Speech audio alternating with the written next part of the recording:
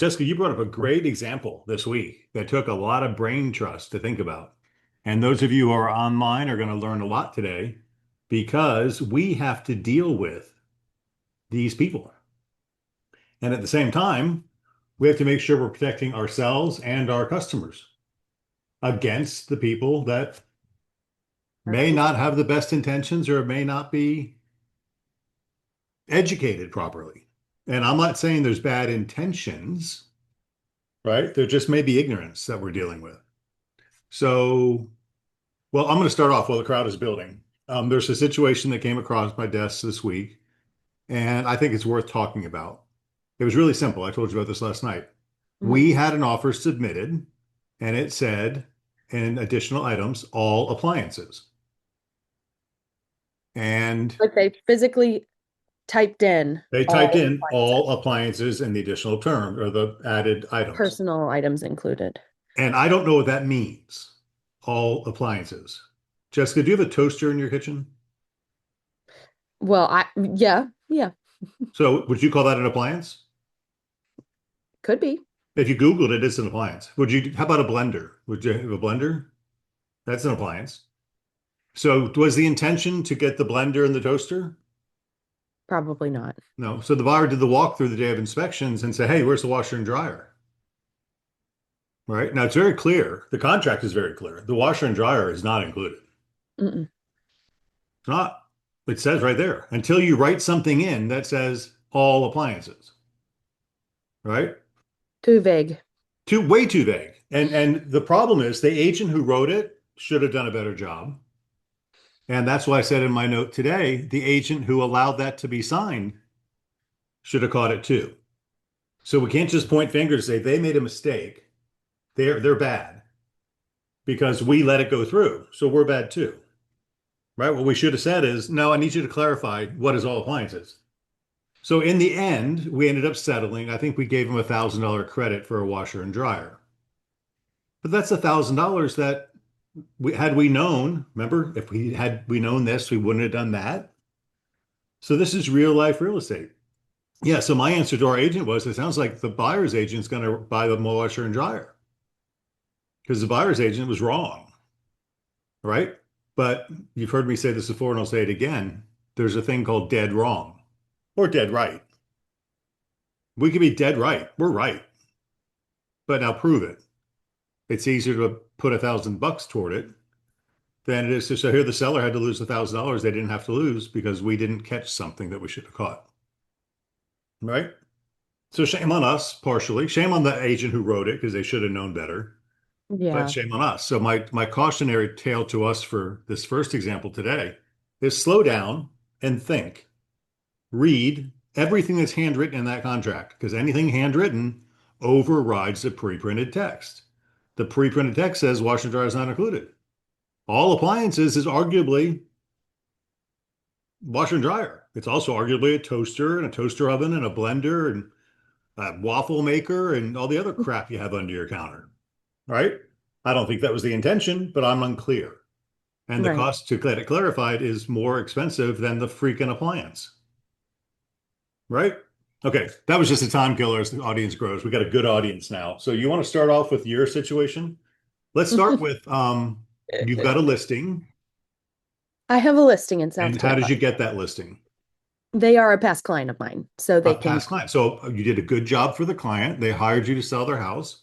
And then what are they going to do when they sell their house? They're also buying a house, so we are And they're currently going to buy under it with you, right? them. So the first house they bought for, let's talk about the success of real estate when they bought it from you a couple of years ago. Yep, they bought it in 2020 for like I think it was like 270. 270, and they're selling it now for 499 499. So that's over $200,000. How many people make over $200,000 in five living years. in an apartment? Nobody. So $200,000. And how much of that is taxable? They're a married None couple, of it. right? They're a married couple. Ah, so up to $500,000 exempt from taxation. So that's pretty cool. How many people make $200,000 a year in an apartment and don't have to pay any income tax on the gain? None. Okay, and now so they called you and you stayed in touch, obviously. And what are they going to buy? They're buying $1 million home. They're going to buy a million And dollar home. So they were a mhm, 270 buyer, wah wah, poor's 270 buyer driving all over town selling them shit. And now it's a $500,000 house, and this is going to turn into $1 million house. So 270 plus 500 is 770 plus that's a million 770 client. Nice. So do we need to protect them? yep, Yep. Why do they need to sell this house? Because they want to buy that house. right. And that's a tough one because it's a for sale by owner. The one that they're buying, we are already under contract with a home sale contingency. So I got the contract accepted without their home Being under contract being, it wasn't even on the market yet. I because you were just, dealing with a FISBO who didn't have because an I agent deal to with a advise them. FISBO. Uh, And I made a good relationship with him, and it gets even more interesting. Um, but their situation, they needed more time. So they were okay with waiting for us because the home is also in South Tampa. So they felt good about the market. I shared with them our Moxie presentation. They knew the comps. So he knew the plan. I was very straightforward with him about everything. So he felt comfortable moving forward with us. And so now the pressure is on to sell the house, and I've got to sell the house. Our home sale soon. contingency is through November 26th, and we are not under contract. We were under contract.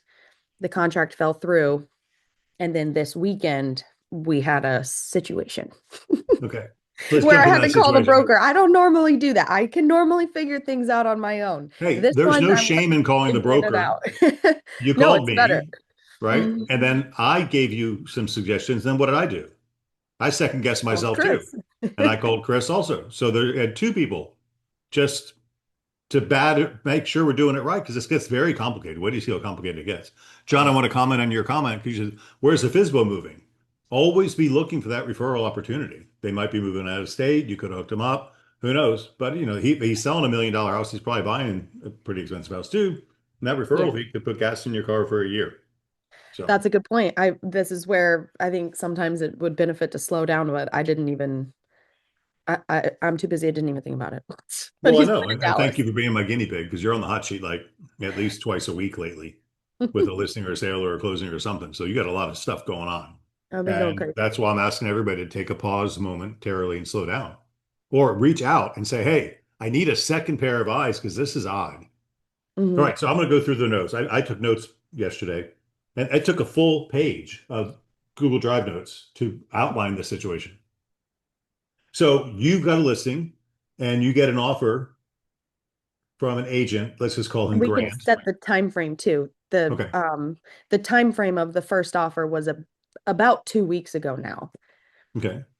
So an agent brings you an offer, and the The offer was agent's subject to name was Grant. financing and was asking for closing costs from the seller to the buyer.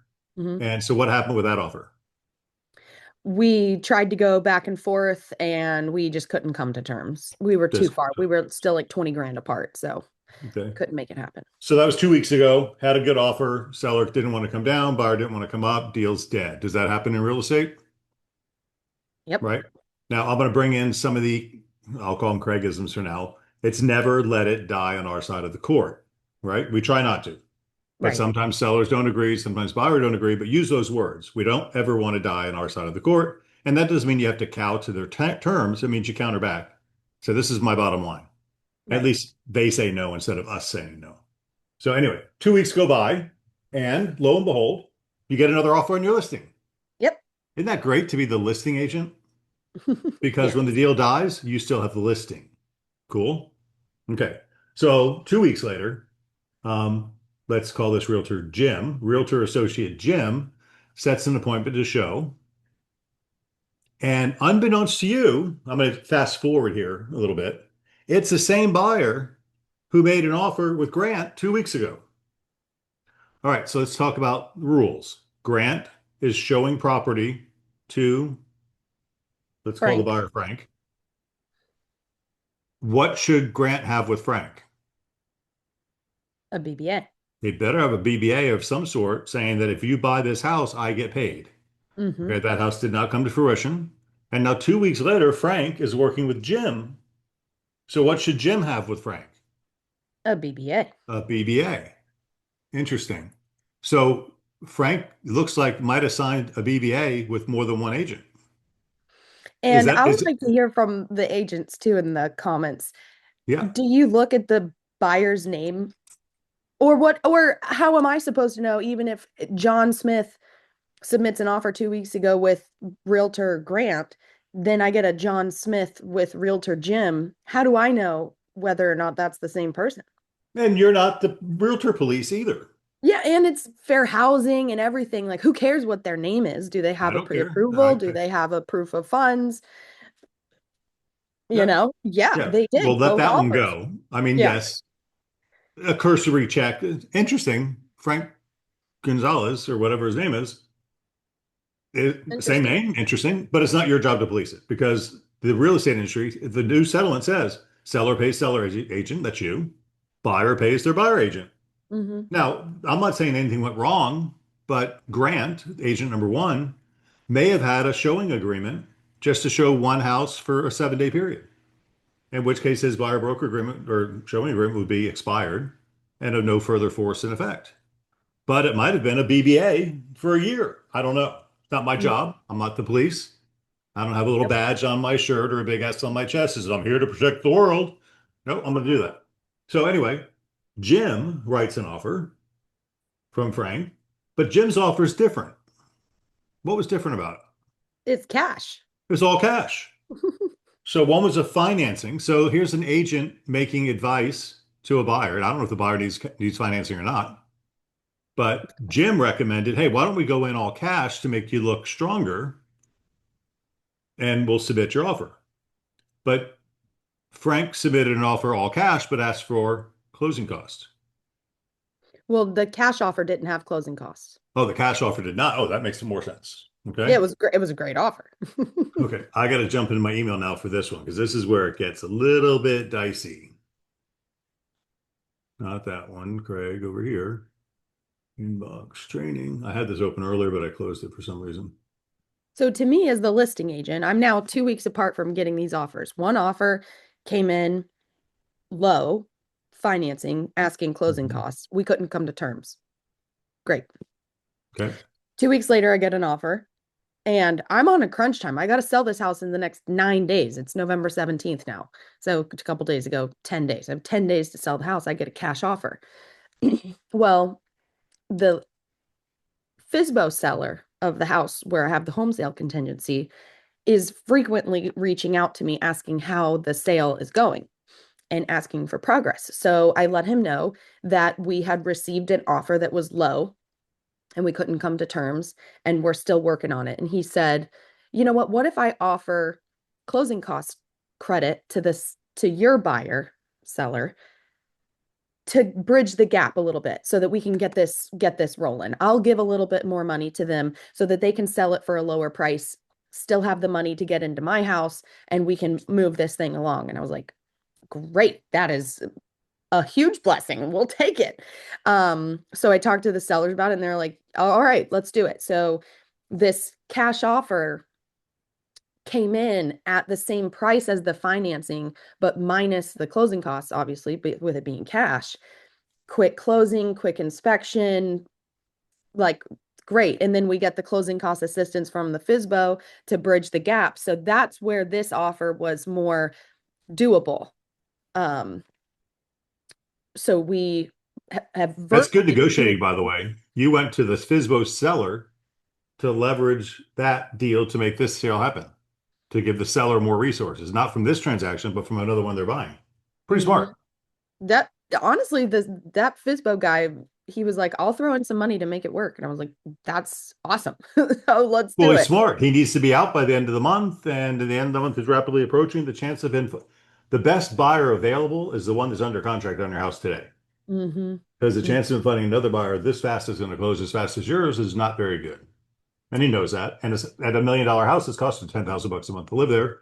So there you go.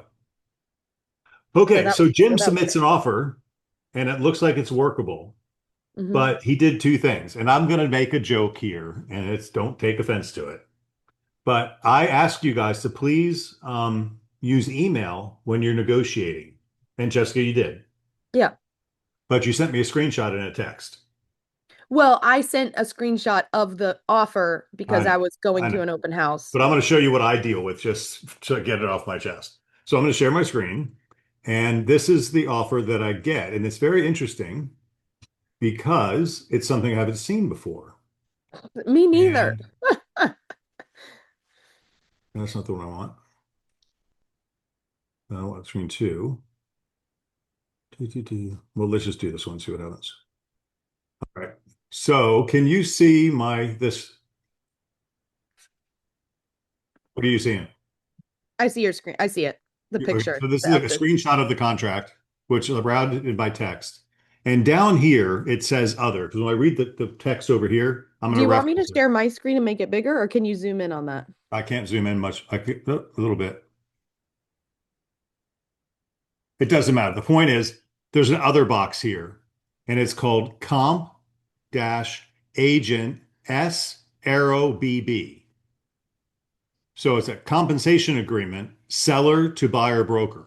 But if we didn't know, like we know that because we know that, Well, because but it that says isn't it, I'm a going to show you thing. that. You can see that real quick. So what the agent did is he brought a compensation agreement into the contract between the seller and the buyer broker by checking this box. Hmm. Okay. And that's just like us checking FF or GG, right? Except he didn't do FF or GG. He made up his own. But it's checked and it's brought into the contract. Okay. So recognize that. And that should send up a red light or a red flag or an idea button above your head saying, whoa, this is interesting. What does that mean? So now we're going to go here and we're going to see, well, let's read on to what this says. Stop sharing for a moment. Um, GM Swiss cash offer says an addendum for the seller to pay buyer broker a 3% fee for any acceptable offer through the brokerage. Now, this is important too, because when you called me, I asked you their name, the agent's name, and I looked up the agent. And both of these agents are 20 plus deals in the last 12 months. So they're not bad agents. Mm-mm. They're good agents. They were very professional to work with. If you're doing 20 something deals year to date, you're a good agent. All right. So these aren't bad agents. Um, but they were smart enough to say, I'm going to show you the addendum in a second, seller to pay buyer broker. So the buyer's agent is making an agreement for our seller to pay their brokerage if a successful sale is negotiated. Now let's go look at that form real quick. I'm getting devious here, just so you know. Is this different than what our buyer broker says? Yes, because it's missing one important thing. And that would be this is a company form, not a state form. Compensation agreement, seller to buyer's broker, meaning the seller is going to pay another broker, not us. And the buyer's broker is Redfin Corporation, Hmm. right? Not Redfin Jim Agent. And the seller is our seller, and the property is our listing. But nowhere is this tied to the buyer. So basically, this says if any agent, if anybody agent from Redfin brings an offer that's successful on this house, we get a 3% commission. Not a problem if it meets our terms and are acceptable. But when does this agreement start? When there's a fully executed contract. When does it end?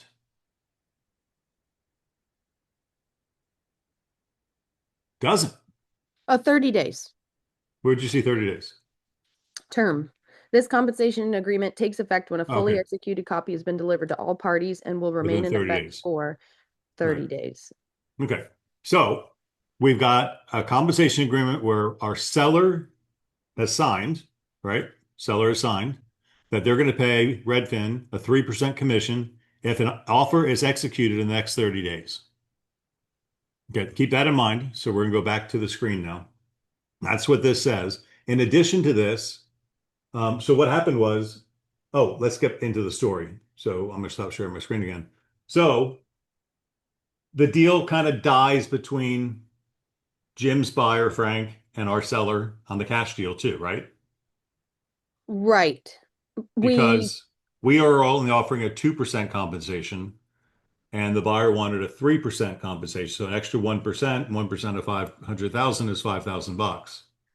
that's what it is. We were $5,000 apart negotiating this deal. Right. And when the offer came in, the offer package, it came in with the compensation agreement. We were Right. willing to pay the 3% Sure we were, if they gave with us our an price. executed agreeable contract. Well, we couldn't come to that number because we were $5,000 apart, so we never Mhm. executed the contract. Right. And there's nothing So, wrong. There's nothing wrong with any of this, right? Buyer agent asked for 3%. We said that we're not going to give you 3%, but our seller did sign an agreement that if because when we Redmond, sent back our counteroffer, we Mhm. gave the price that we were accepting plus Mhm. their signed compensation agreement. Yes, we will pay your agent upon the execution of this contract, which is our written Right, counteroffer. And we sent it over, and then the buyer said, I'm not coming up to that number. And we were right. $5,000 apart. So when I called Okay, well, you, leave it at that. So okay, that's what it was. It yeah, died, right? it died. Okay, so Grant made an offer with Frank and it didn't go through. Jim made an offer with Frank, it didn't come through. Mhm. And then what does Frank do? Frank calls me on Saturday and So he, Frank, the buyer's agent with two different agents, calls the mhm, listing agent, and what does he tell you? he calls me and says his name and he says, I'm pretty sure you know who I am by now. And I was confused by that. And because I didn't, I had too much going on. I don't know who you are, Frank. I was dealing with your real estate agents. And he says, the number, that's all I've got in cash. I can't come up anymore, but I want to buy this house and I know your sellers want to sell it. I would like to write an offer and not work with a buyer's agent to make this deal work. He's like, at my calculations, this would be a $14,000 savings to your seller, and we'll be able to get a number to make this work. So I would like to not work with a buyer's agent. And I asked him, I said, Frank, have you signed any have you signed a buyer broker agreement? Have you signed anything that you're working with a real estate agent? And he said, no, I have signed no legally binding agreements that I am working with an agent. And I was like, Mhm. okay, well, that's weird because I just negotiated an offer with your agent, Jim. Not even thinking about Grant at this point because I literally didn't know they were the same buyer. Right. Um, I just had a really good relationship with Jim. So I was like, well, this is interesting.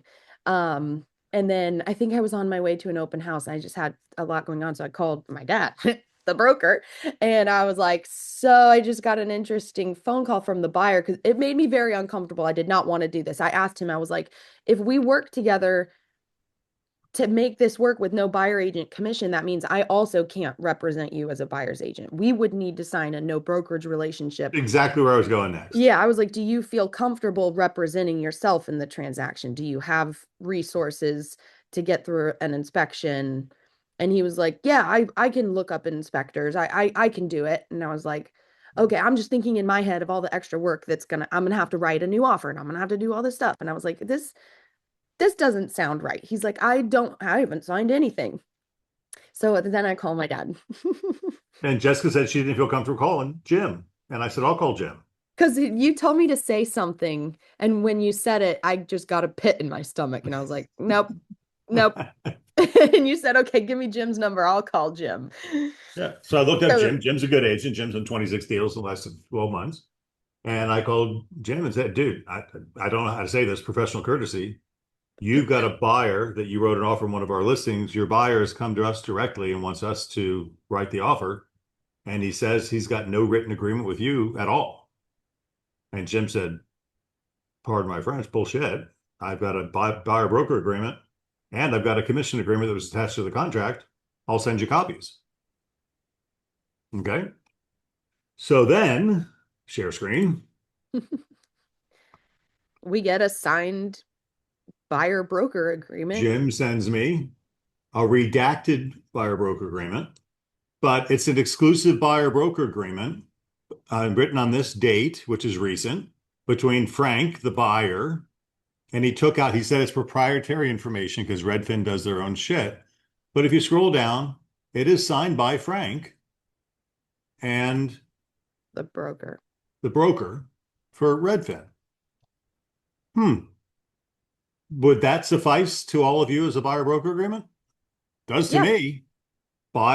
Exclusive buyer broker agreement between Redfin and Frank, and it's signed by the broker and by Frank. But Frank didn't sign any legally binding contracts. I'm Hmm. puzzled. Is Frank a liar?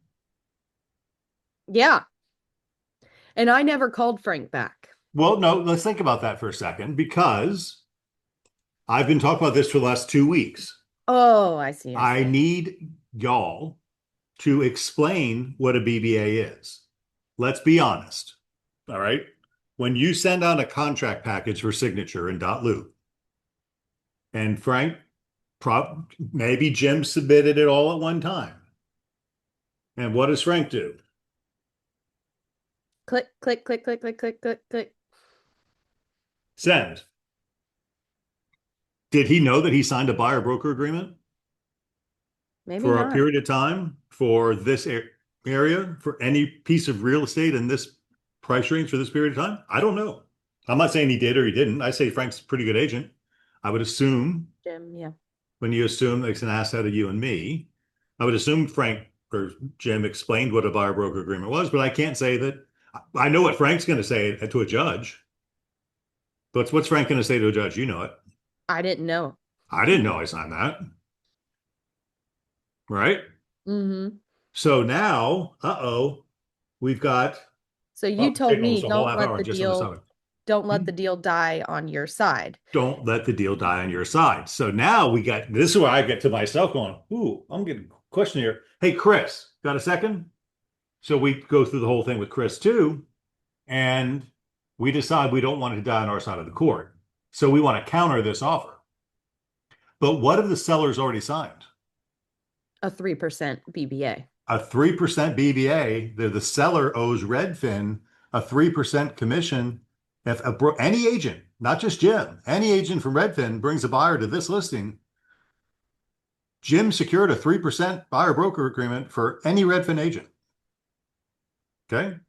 So we decide we've got Frank, we got Jim. And we know Frank wants the house now. We know Frank wants the house.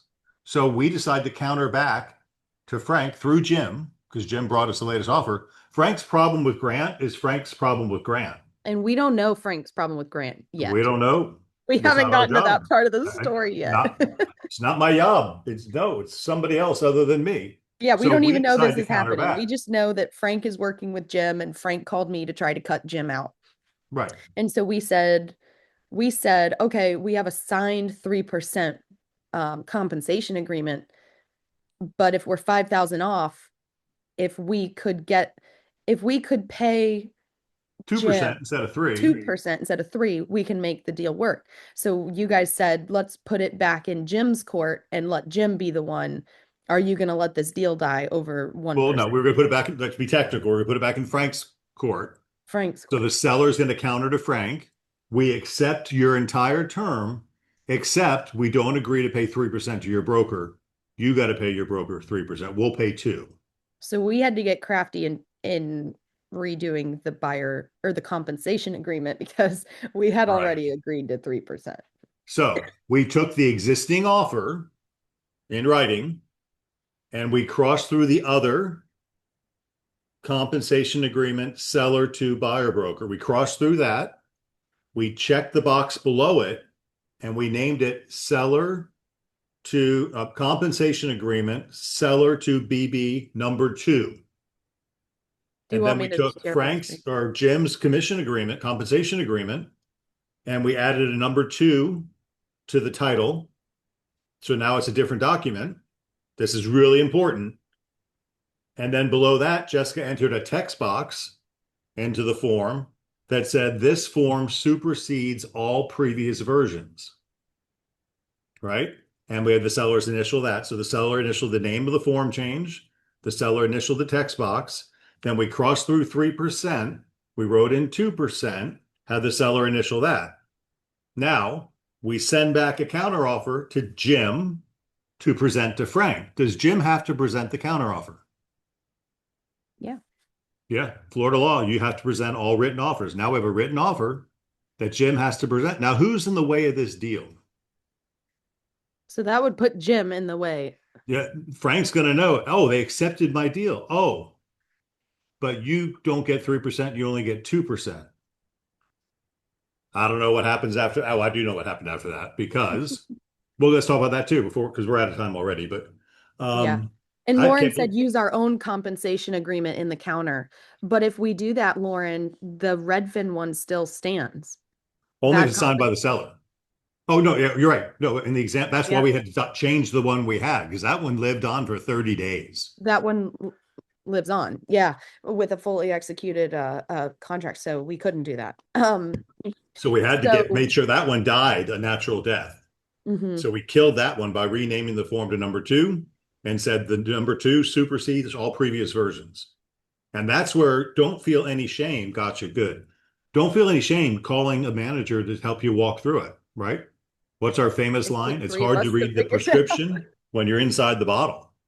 And you got so much stuff coming at you in so many different ways. It's mind-boggling, Mhm. right? Now, lo and behold, in this particular case, the first buyer got a home inspection and found, was it mold? It was a wood fungus in the A attic. wood fungus was in the building. So we had to go update the seller's property disclosure statement, which we did. Then we gave it to Frank, and Frank got nervous. And Jim said, well, we're going to go ahead and investigate the wood decaying fungi before we sign anything, which is dumb because you got an inspection period anyway. So now we're sitting in limbo. But that was a pretty crafty exercise to go through in real life real estate. And it Yeah, really does start with taking your time and pausing, reflecting, and understand the transaction and where it's going. yeah. We had a shifty buyer with another agent, a shifty buyer So that that's came where in. we can just wrap it up real quick is when we sent the updated seller's property disclosure. So they wanted additional info on the wood fungus. So I shared it with them just to be fully transparent about it. Sure. And that's where they were like, we're going to hold off and we want someone to come look at it tomorrow after the open house. Well, that's where I get a text from Agent Grant. And he says, Frank just reached out to me and it looks like there was some repairs made with wood fungus. And Frank wants to have someone come look at it. He's still considering the house. I could So come Frank is talking to look. Grant again. Yeah, I didn't know this part. Yes. So yesterday I hear from Agent Grant telling me that Grant is going to his buyer is still interested in the house from 2 weeks ago, and he's going to have someone come look at the wood fungus on Tuesday. And this is where my brain then exploded. And I was like, well, wait a second. Jim is sending someone for wood fungus tomorrow. What do you mean Frank is still interested? And then I was like, oh my God, Frank is the same buyer from 2 weeks ago. And then that was the thing. So it was one, Frank is one buyer. So Frank was working with Grant for a financing offer, didn't get it accepted. Then Frank is working with Jim, The cash submits a offer. cash offer, doesn't get it accepted. So he calls me and says, I'm not working with any agent. But in the meantime, Frank has signed two buyer broker agreements, one with Grant and one with Jim. So, And this uh, is real life real estate, people. so then Jim, we were so close to an executed contract, so close. And Jim then reaches out to me Saturday night and he's like, Jessica, this buyer's becoming very problematic. So as of right now, I have no offers and the house is still for sale. So So a shameless plug. shameless plug, 3027 West Napoleon. We All right. just did a price reduction. Yeah, it was a quite the long weekend. Yeah, guys, this is why we talk about getting a master's degree in real estate. These case studies are so real. And I really am honored that you guys, what a roller coaster for sure. But when you guys come to us with these challenges, I don't have all the answers. I reach out for help. You should have no qualms about reaching out for help. Mm-mm. The example I gave you when I opened up this morning with the all employees, that was one of the top agents in the company, right? We all get busy. We oversee things. It help you, a fellow agent, a manager, a team leader, whatever you got. It always, it's real fast. It's hard to read the prescription when you're inside the bottle. But it's real easy when you're outside to say, take one and call me in the morning. And right. And so a lot of this stuff, just for my own saving grace, 10 o'clock at night is not the time to get a second opinion because there's nothing you can do. And you're fresh and you're not fresh, you're exhausted, and all that other type of stuff. But yes, don't feel bad about asking for help because this question is better than TV. That's good. Yeah, I Jessica, know. thank you for sharing because I know it's uncomfortable. But once again, there's nothing you did wrong at all. This Yeah, I is mean, like, it's almost like dealing with a professional fraudster. yeah. Frank is playing three sides against the middle. He's got Grant working for him, he's got Jim working for him, and he's trying to go around Frank and or Grant and Jim to deal with you directly and Hmm. trying to get you to do the buyer side compensation for no compensation. Right. Really, it's Yeah. a mess out there. And now And the sellers are just against Frank. They're like, if he's willing to do all that, he's probably going to screw us over, and we don't want to work with Frank. to So, which, and you and I talked about this too, when you suspect, that's why I'm going to say it again, get your shitty little initial deposit. Fine. Have your inspection period. The day after inspection period, pound them with a bigger deposit, something that's meaningful, right? I'd rather blow them out in the first 7 days than wait 30 days for the loan approval to come through, right. right? That's my point. And if they say, no, I can't do it after 7 days, at least we know after 7 days. That's a much better position for me to be in than, counting, going to Commission Express and factoring the commission I'm receiving. No, no, no, no, no. Let's lock these deals in as much as we can. I've got another one I'm just finishing up right now, helping an agent with, and the seller is a capital B, Mrs. Seller is a capital B, Mr. Seller seems pretty nice, but they want to hold this buyer's feet to the buyer, and the buyer's supposed to close on Friday. And we had price negotiations because the appraisal didn't come in earlier this week, and we didn't settle on the negotiation until Wednesday. Until Monday, sorry. Tuesday was a holiday, so the lender didn't process the new price on time. Well, what has to happen when a price changes? They got to redo the closing disclosure. Hmm. Closing disclosure has to be in possession for at least 3 days, not counting weekends and holidays. So we couldn't close because the disclosure couldn't happen. And it's built into line 56 of the contract that in the event buyer is not properly disclosed due to Dodd-Frank Consumer Protection Financial Bureau, CFPB, automatic up to 7 day extension. Hmm. Seller's pissed, but there's nothing they could do. It's automatic. So Yeah. we're hoping, and I'm trying to put pressure on the buyer's agent, a lot of pressure on the buyer's agent. He finally calls me out because he knew what he was talking about. And he's done 16 deals this year. He's not a slacker either. The agents that are doing deals are doing deals. The ones that aren't Right. doing deals aren't doing deals. So the seller finally signed. He sent me an extension with up to 7 days. I said, no, don't give me more pressure. Give him till Monday and put pressure on the lender, which is Now, kind of if you stupid. extend the contract, does that extend that 7-day protection period also? No, good point. So when you use the correct form, you use boxes. You check the box to extend the closing date, and you would check the box to extend the loan approval date. We already passed the loan approval. We weren't going to extend their loan approval. We were only going to extend their closing date. So So the it's very CFPB important. requirement extension, automatic extension of 7 days. It's just the disclosure has nothing to do with their approval. Right. So is that dependent on if the closing date changes? The loan approval date is passed. That passed a week ago. They Right. waived their financing contingency. But So the that, financing contingency is overridden by the Consumer Protection Financial Protection CFPB. right. Overrides the loan approval. So they get the automatic extension. So if you I have the same exact situation going on right now. So Oh, if you extend the closing date